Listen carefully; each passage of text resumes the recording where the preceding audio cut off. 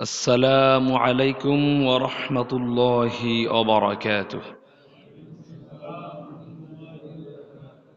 إن الحمد لله نحمده ونستعينه ونستغفره ونستهدي ونؤمن به ونتوكل عليه ونشكره ولا نكفر ونعوذ بالله من شرور أنفسنا ومن سيئات أعمالنا من يهده الله فلا مضل له ومن يضلله فلا هادي له ونشهد أن لا إله إلا الله وحده لا شريك له ونشهد أن سيدنا وسندنا وحبيبنا وطبيب قلوبنا ومولانا محمد الذي أرسله بالحق بشيرا ونذيرا وداعيا إلى الله بإذنه وسراجا وقمرا منيرا.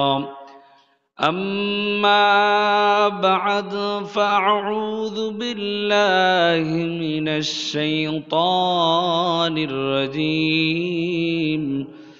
بسم الله الرحمن الرحيم. إن الله وملائكته يصلون على النبي يا أيها الذين آمنوا صلوا عليه وسلموا تسليما. اللهم صل على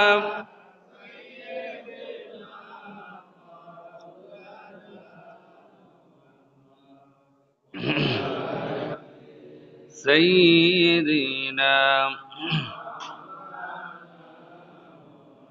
اللهم صل على سيدنا مولانا محمد وعلى آل سيدنا তায়েফের কথা ভেবে কাঁদে শুধু দুনয়ন, এমন দরদি পেতে কাঁদে মন অনুক্ষণ। আল্লাহুম্মা সাল্লি আলা মাওলানা মুহাম্মদ ওয়া আলা আলি সাইয়্যিদিনা। بلغ العلا بكماله كشف الدجى بجماله حسنت جميع خصاله صلوا عليه وآله سلموا يا قوم بل صلوا على صدر أمين مصطفى ما جاء إلا رحمة للعالمين. أما بعد، معزز محترم واجب الاحترام। আজকের এই সাইয়্যিদুল আইয়াম জুমার দিন, বরকতের দিনে শহর নগর থেকে, গ্রামগঞ্জ থেকে আসা আমার প্রাণপ্রিয় মুসল্লিয়ানে কেরাম, অত্র মসজিদের কমিটির সদস্যবৃন্দ, এলাকার সর্বস্তরের মসজিদের মুসল্লিয়ানে কেরাম, পর্দার আলের মা ও বোনেরা, আলোচনার আনুষ্ঠানিকতার প্রারম্ভে আমরা আমাদের মহান মালিক, যিনি আমাদের সমস্ত কাজের হিসাবকারী, যার কাছে মৃত্যুর পর আমাদের সমস্ত কাজের হিসাব দিতে হবে, এই মহান মালিকের দরবারে সকলে সমৎসরে সমবেত আওয়াজে চিৎকার মেরে ঘোষণা জানাই, ফড়ি আলহামদুলিল্লাহ। আমরা দরুদ এবং সালাম পেশ করব আমাদের প্রিয় নবী, প্রিয় রাসূল, ইমামুল আম্বিয়া, ইমামুল মালাইকা, হযরত মুহাম্মদুর রাসূলুল্লাহ সাল্লাল্লাহু আলাইহি। সম্মানিত উপস্থিতি, সম্মানিত মুসল্লিয়ানে কারাম, আজ ইংরেজি 2023 খ্রিস্টাব্দের 15ই ডিসেম্বর, বাংলা 1430 বঙ্গাব্দের পহেলা পৌষ এবং আরবি 1445 হিজরির 2 রবিউস সানি। ধারাবাহিকতার দিক দিয়ে আমাদের আজকের জুমআ পবিত্র রবিউস সানি মাস তথা আরবি মাসের 6তম মাস রবিউস সানির প্রথম জুমআ। মহান রব্বুল ইজ্জত আল জালাল রব্বে কারীম আমাদেরকে হায়াতে তয়্যিবা দান করেছেন। আমরা জমাদিউল আউয়াল মাসের 4টি জুমা অতিক্রম করেছি। আল্লাহ তাআলা আমাদের সকলের জমাদিউল আউয়ালের 4 দিনের জুমার নামাজকে কবুল করে নিক। জোরে বলেন আমিন। আল্লাহ তাআলা আমাদের সকলের নেক হায়াত দান করুক। আল্লাহ তাআলা আমাদের হায়াতকে দীর্ঘায়িত করুক, যাতে আমরা নেককার বান্দাদের দলে শামিল হতে পারি। কি বলেন, ঠিক কিনা? আমরা কখনো কোনো দিন মৃত্যু কামনা করব না। আমরা সব সময় একজনের কাছে হায়াত কামনা করি, তিনি কে? আমার মালিক রব্বে কারীম এমন একজন মালিক, এই পৃথিবীর মানুষগুলো যখন এদিক সেদিক দৌড়াদৌড়ি করে, যখন আর কারো কাছে কোনো কিছু পায় না, তখন সর্বশেষ একজনের কাছে চায়, তিনি কে? কারণ আমাদের মালিক এমন একজন মালিক, কেউ যেটা দেয় না সেটা দেয় কে? কেউ যেটা দেখে না সেটা দেখে কে? আর কেউ যেটা শুনে না সেটা শুনে কে? এমন মালিকের ইবাদত করি, যেই মালিকের দরবার 24টা ঘন্টা, প্রত্যেকটা মিনিট, প্রত্যেকটা সেকেন্ড, 24টা ঘন্টার মধ্যে মালিকের দরবার খোলা, ঠিক কিনা? ওই মালিকের দরবার কোনো বন্ধ নাই। দুনিয়ার মানুষগুলো হতাশ হয়ে যখন এদিক সেদিক দৌড়াদৌড়ি বন্ধ করে, রব্বে কারীমের কাছে যখন ধারস্থ হয়, রব্বুল আলামিনের কাছে যখন বলে, ও মালিক, আয় আল্লাহ, জীবনে গুনাহ করেছি, অন্যায় করেছি, তুমি ছাড়া আমার কেউ ক্ষমা করার নাই, আমার কোনো মালিক নাই, কেউ নাই, তুমি ছাড়া আর কেউ মালিক হতে পারে না, তুমি ছাড়া আর কেন রব হতে পারে না।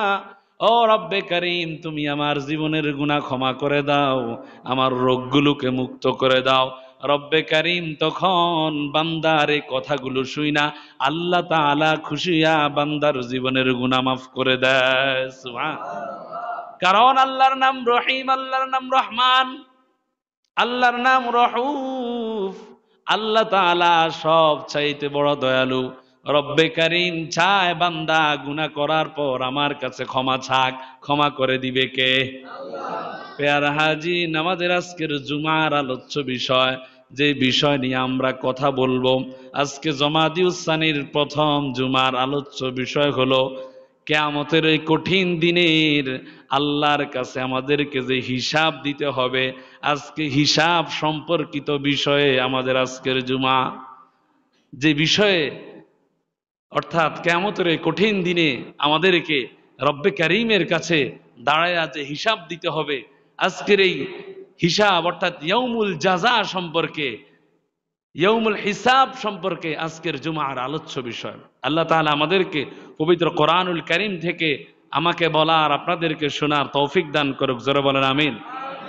প্যারা হাজিরিন, এই পৃথিবীর মনে রাখবেন, যত কিছুই আছে না কেন, যেই কোনো কিছু গণনা করা যায়, তার শেষ আছে, যার শুরু আছে তার, ঠিক কিনা?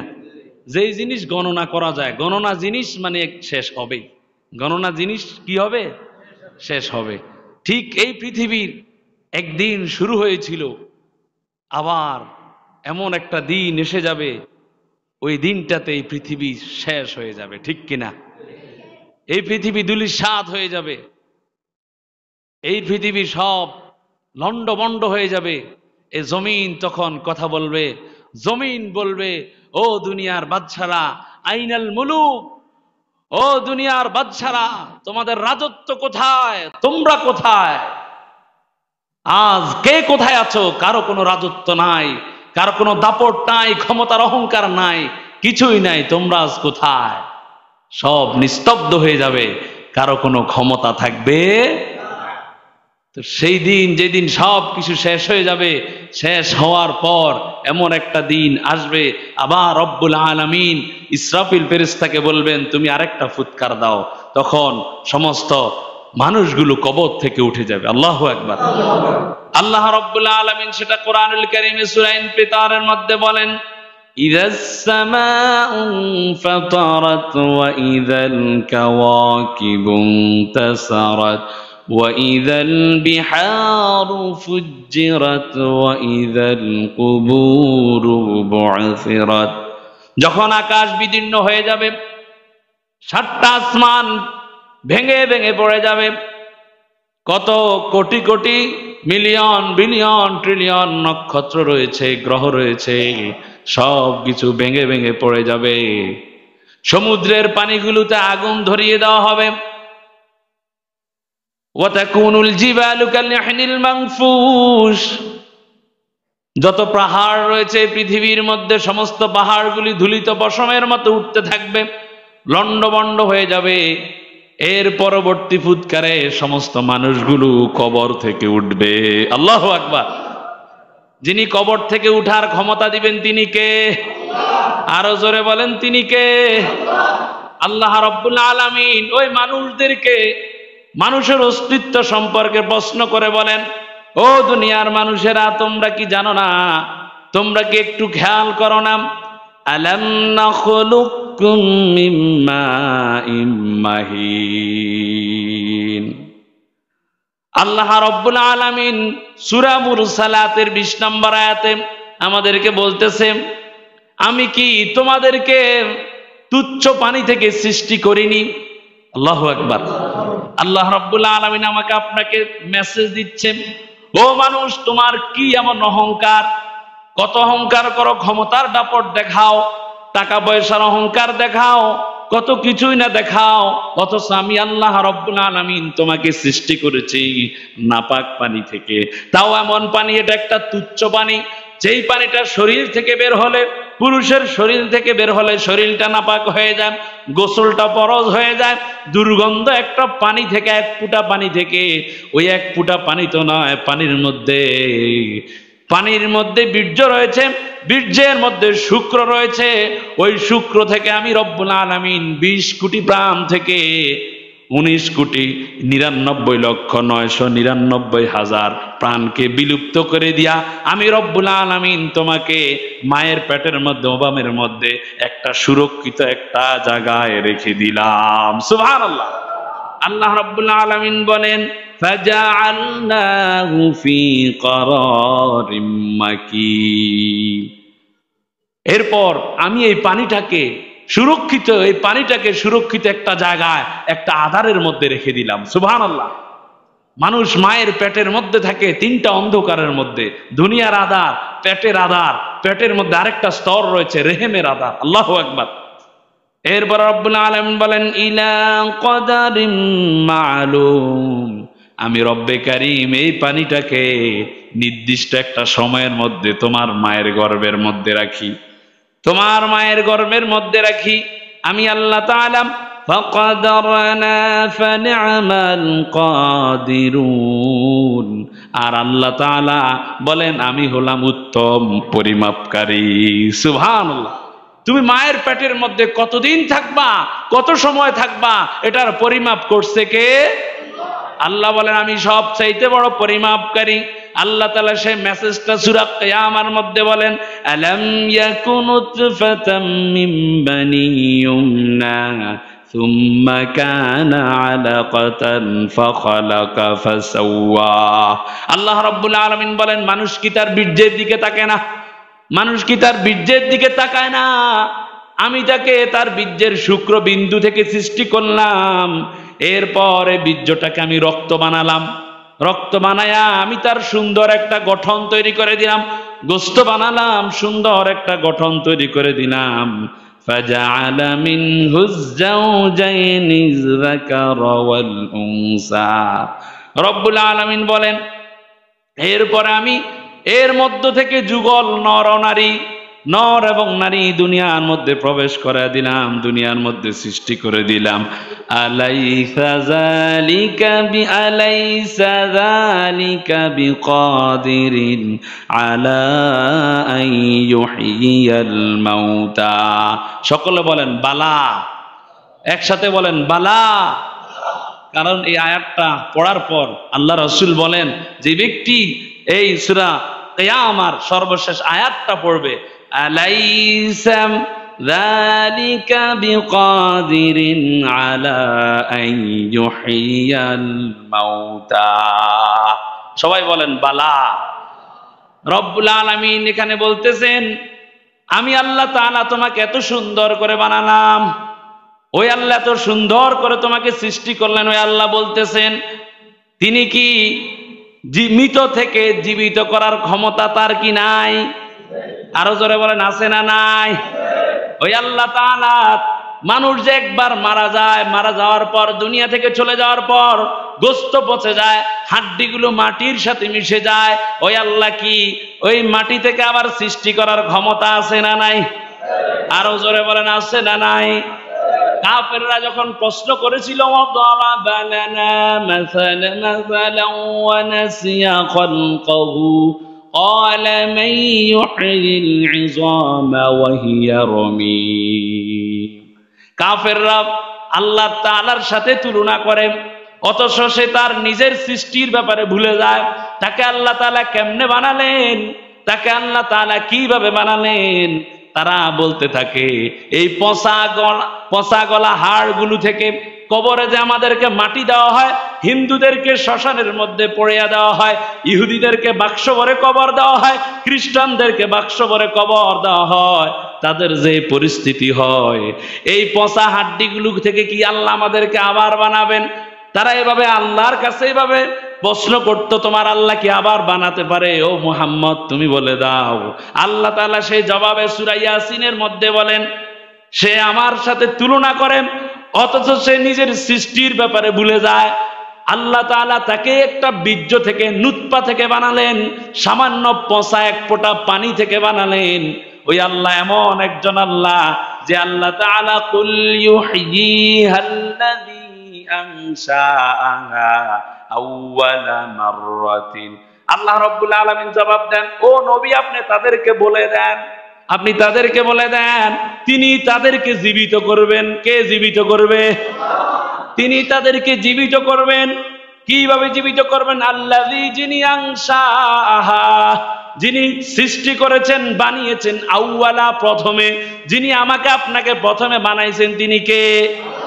যে আল্লাহ তাআলা প্রথমে নাই থেকে বানাতে পারে, যার কাছে আকৃতি রয়েছে, যে আল্লাহ এর আগে কোনো আকৃতি ছাড়াই, কোনো ফটো ছাড়াই, কোনো ভিডিও ছাড়াই যে আল্লাহ তাআলা বানাতে পারে, সে আল্লাহ তাআলা তোমাদেরকে মাটিতে পচে গলে যাওয়ার পরেও, তোমরা ধূলিসাৎ হয়ে যাওয়ার পরেও তোমাকে আল্লাহ বানাতে পারে কি পারে না?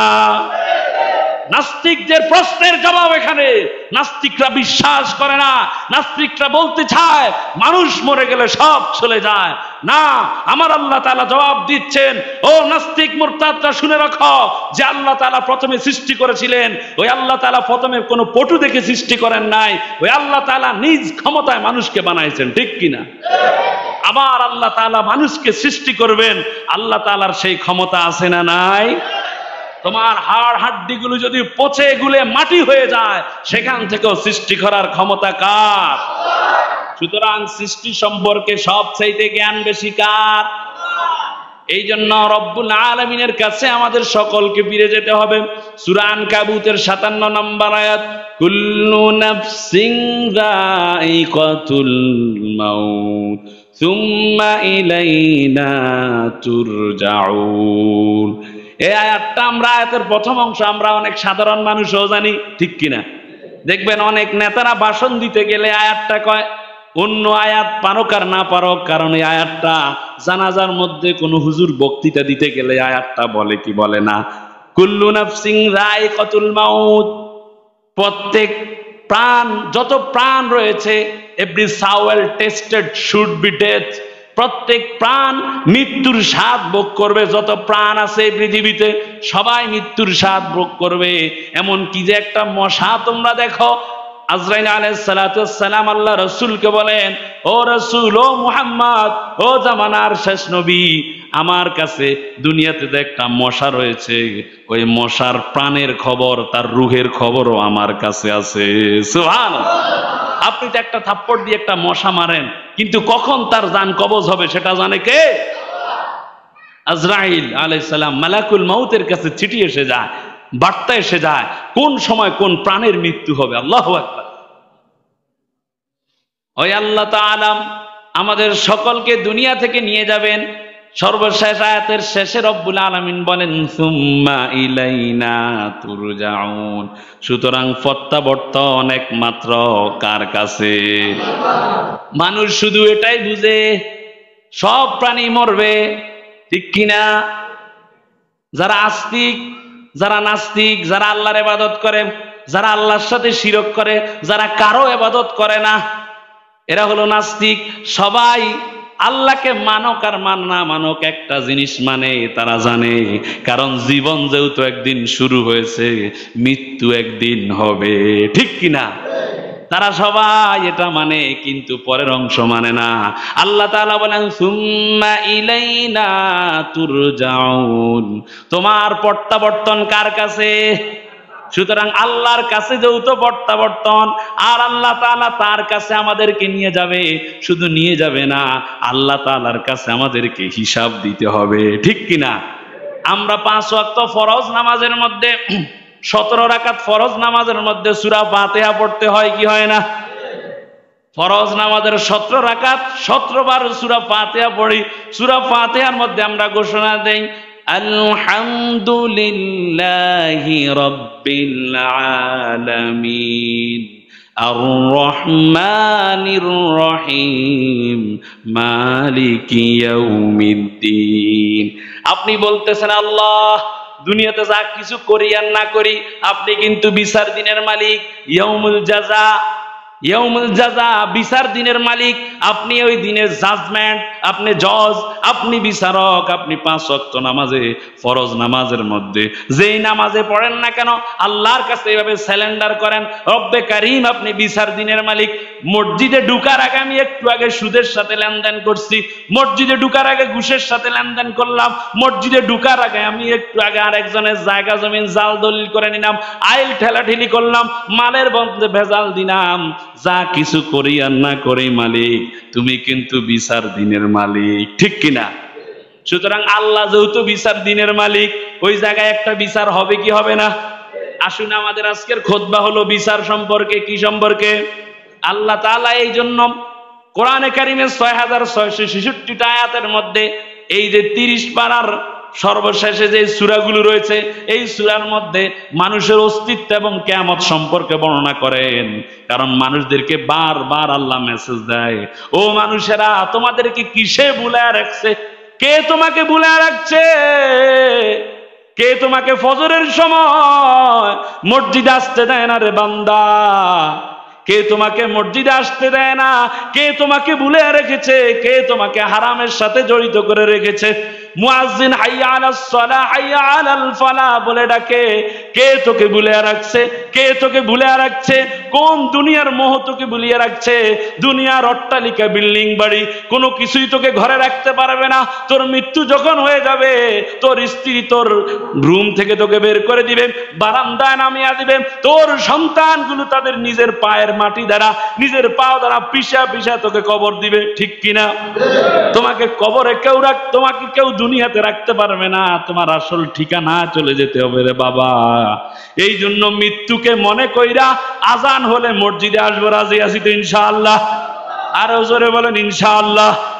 দুনিয়ার কোনো কাজ, দুনিয়ার কোনো ব্যস্ততা আমাদেরকে পিছিয়ে ফেলতে পারবে না। যখন আমার মালিক যখন ডাক দিবে তখনই আমরা মসজিদে আসবো, রাজি আছি তো ইনশাআল্লাহ? কারণ আল্লাহর কাছে হিসাব দিতে হবে। রব্বুল আলামিন সেই দিনের কথা বলেন সূরাতুল হাক্কর 18 নম্বর আয়াত থেকে 32 নম্বর আয়াতের মধ্যে আল্লাহ তাআলা দুই দলের কথা বর্ণনা করেন। দল কয়টা? কথা কয় না, দল কয়টা? দুনিয়াতে বর্তমানে রাজনৈতিক দল বাংলাদেশে 41টা। কয়টা? তাও নিবন্ধিত, এরা 41টা দল আছে। কিন্তু কিয়ামতের ময়দানে দল হবে কয়টা? আবার বলেন কয়টা? কিয়ামতের ময়দানে দল হবে দুইটা। ওই দুই দলের ব্যাপারে রব্বুল আলামিন তাদের ব্যাপারে বলেন ইয়াউমা ইদিন তুআরাদুনা লা তাখফা মিনকুম খাফিয়া। আল্লাহ রব্বুল আলামিন বলেন আজ তোমাদের সব কিছু প্রকাশ্য হয়ে যাবে, আজ তোমাদের সব কিছু প্রকাশ পাবে। লা তাখফা মিনকুম খাফিয়া, কোনো কিছু গোপন থাকবে না, সব কিছু প্রকাশ্য করে দিবে কে? রব্বুল আলামিন সূরা বনী ইসরাঈল 17 নম্বর সূরা 13 নম্বর আয়াতে বলেন ওয়া নুখরিজু লাহু ইয়াউমাল কিয়ামাতি কিতাবান ইয়ালকাহু মানশুরা। আর কিয়ামতের দিন আমি তার আমলনামা তার সামনে বের করে দিব, তার আমলনামা তার সামনে বের করে দিব।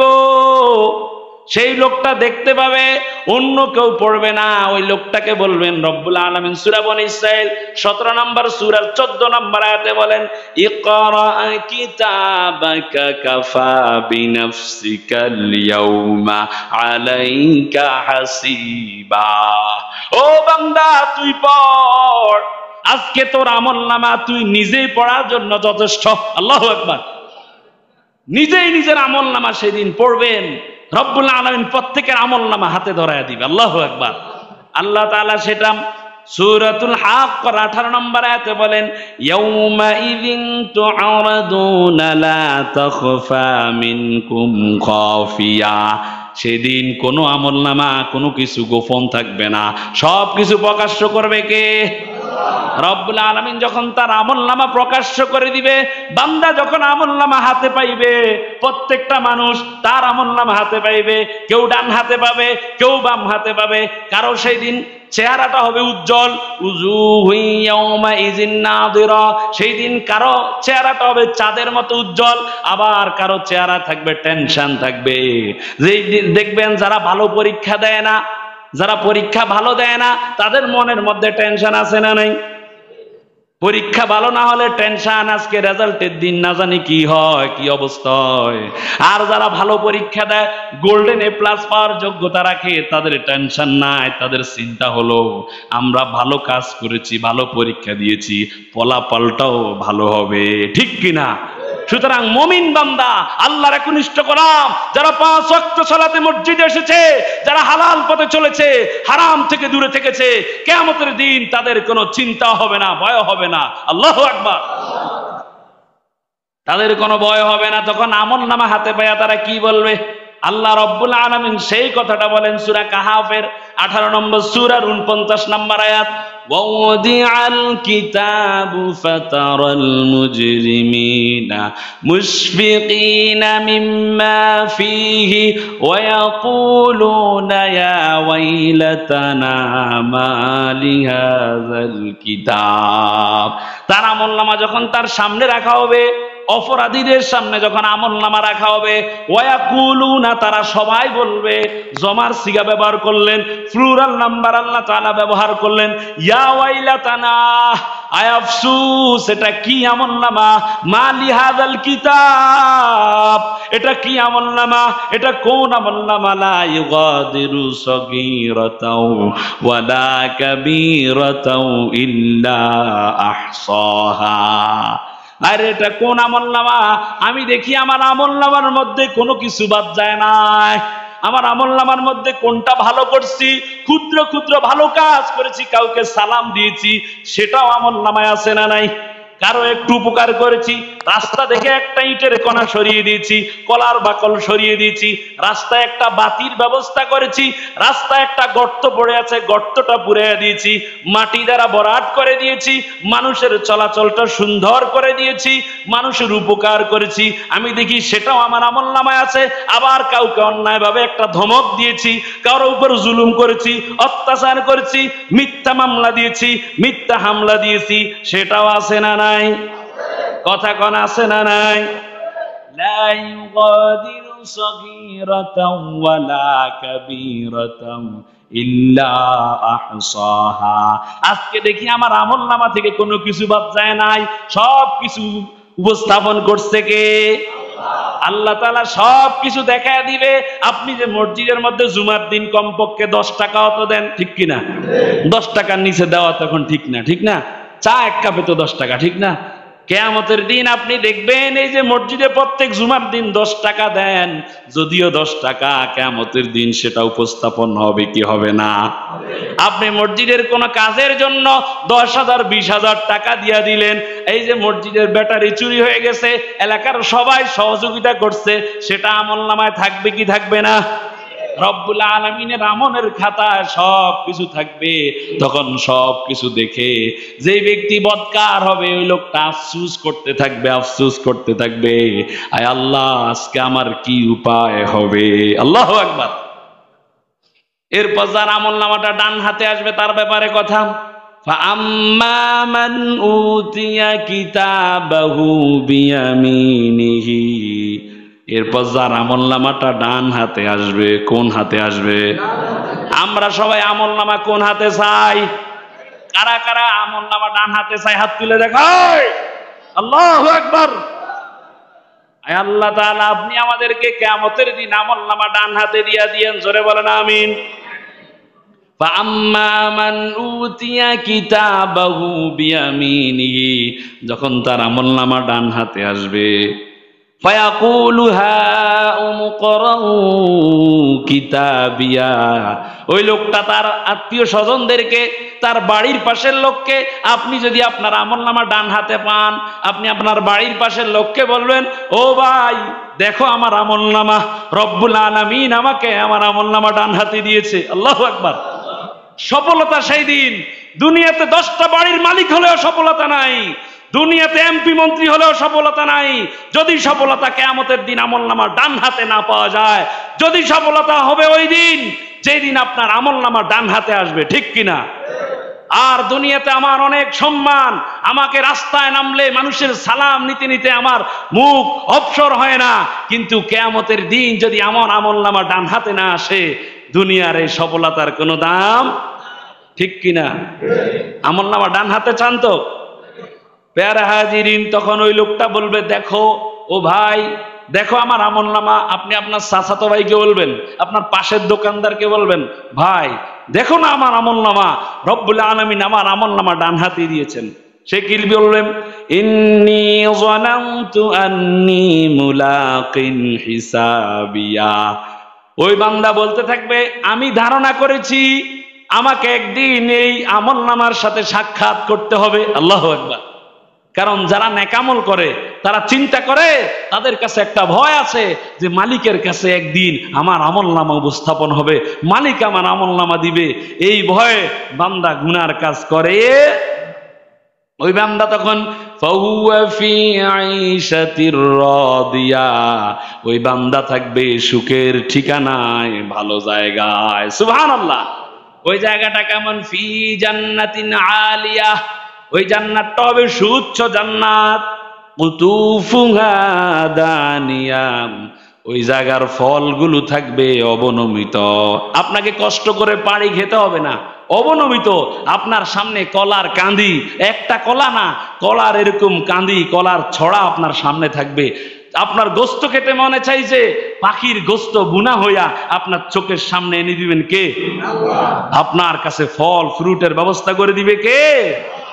আল্লাহ তাআলা কোরআন থেকে কথা বলছে, কুলু ওয়াশরাবু হানিআম বিমা আসলাফতুম ফিল আইয়ামিল খালিয়া।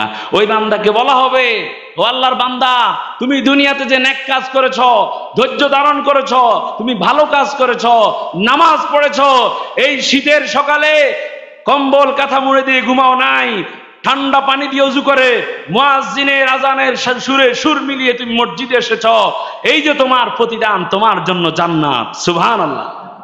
তুমি খাও এবং পান করো, তুমি খাও পান করতে থাকো। আল্লাহু আকবার। আর যেই ব্যক্তির আমলনামা বাম হাতে আসবে তার ব্যাপারে কথা, ওয়া আম্মা মান উতিয়া কিতাবাহু বিশিমালিহি, অন্য আয়াতে আসছে বান্দার আমলনামা ডাইরেক্ট বাম হাতে আসবে না। আমার দিকে তাকান, এই বাম হাতটাকে ফ্যাটের মধ্যে দিয়ে ঢুকায়া ফিটের মধ্যে দিয়ে বের করে নিবে, পিঠের মধ্যে দিয়ে বের করে নিবে, এইভাবে তার আমলনামা বাম হাতে দেওয়া হবে। ওই লোকটার এমন কঠিন অবস্থা হয়ে যাবে, ফায়াকুলু ইয়া লাইতানি লাম উতা কিতাবিয়া, ওই লোকটা বলবে আল্লাহ আজকে যদি আমার আমলনামা না দিত। এমন কত কঠিন কথা।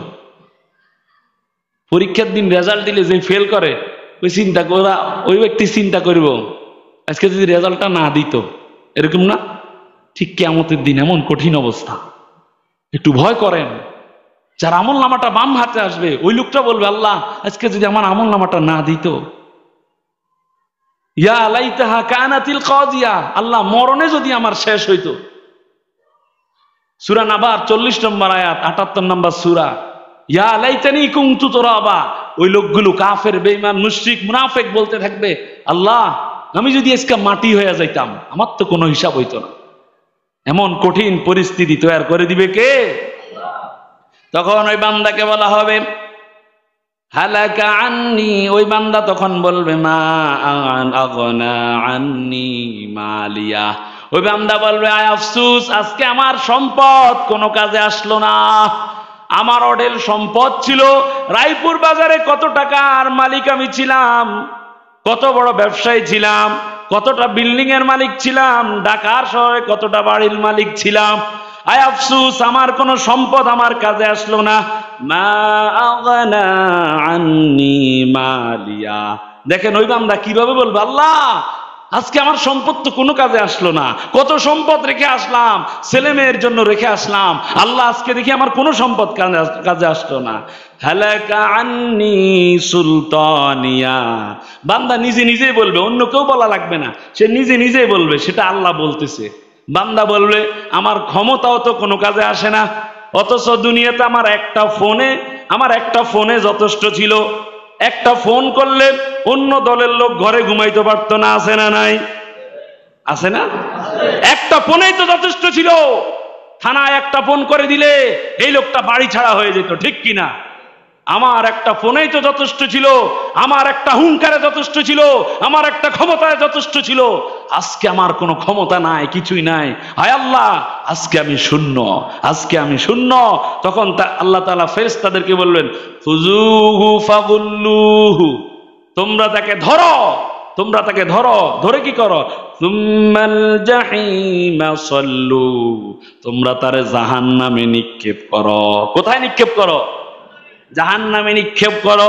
সুম্মা ফি সিলসিলাতি যারউহা ৭০ যিরাআন ফাসলুকুহু, জাহান্নামে কেমনে নিক্ষেপ করবে? তার পায়ের মধ্যে ৭০ গজ শিকল পরাও। কত গজ? ৭০ গজ শিকল পরাও, তাকে টেনে টেনে জাহান্নামের দিকে নিয়ে যাও। দুনিয়াতে অন্যায় করেছে, জুলুম করেছে, জনগণকে শান্তিতে থাকতে দেয় নাই, গরিবের উপর অত্যাচার করেছে, ওলামায়ে কেরামের উপর অত্যাচার করেছে, জুলুম নির্যাতন নিপীড়ন করেছে, মানুষকে ভালোভাবে থাকতে দেয় নাই, মানুষের উপর অন্যায় অপরাধ করেছে। সুতরাং তাকে পাকড়াও করো, তাকে জাহান্নামের দিকে নিয়ে যাও। জোরে বলেন নাউজুবিল্লাহ। আল্লাহ তাআলা আমাদের সকলকে এই রকম ব্যক্তি থেকে হেফাজত করুক। জোরে বলেন আমিন। আজকের এই খুতবার মধ্যে যে হিসাব দুই ধরনের, এক ধরনের হিসাব হবে ডান হাতে আসবে, আরেকটা কোন হাতে আসবে? বাম হাতে আসবে। সূরা কিয়ামত থেকে 18 থেকে 32 নম্বর আয়াত পর্যন্ত আমরা যে কথাগুলো বললাম, আমাদেরকে পরকালের কথা চিন্তা করে, হিসাবের কথা চিন্তা করে দুনিয়ার আমলগুলো ভালো কাজ করার তৌফিক দান করুক। জোরে বলেন আমিন। আজান হলে আমরা যেন কেউ ঘরে বসে না থাকি, আমরা যেন সবাই মসজিদে আসতে পারি। আল্লাহ যেন সে তৌফিক দান করে, জোরে বলেন আমিন। ওমা আলাইনা ইল্লাল বালাগ আলাইহি তাওয়াক্কালতু ওয়া ইলাইহি উনীব। ওয়াসসালামু আলাইকুম ওয়া রাহমাতুল্লাহি ওয়া বারাকাতুহু।